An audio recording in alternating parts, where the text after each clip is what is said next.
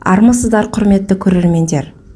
Қазгидромет алдағы күндерге ауа райы болжамын жариялады. 13 градус аяз, қар, жел. Тек еліміздің солтүстік және шығыс аймақтарында алдағы күндерде түнгі уақытта ауа температурасы бірден -13 градус аязға дейін төмендейді деп күтілуде. Республика аумағының басым бөлігі атмосфералық фронтальды бөлімдердің ықпалында болады. Осыған байланысты түнде жауын-шашын, жаңбыр, қар, күндіз жаңбыр күтіледі. 11-12 сәуірде еліміздің шығысы мен оңтүстік шығысында қатты жауын-шашын, жаңбыр, қар болжанады.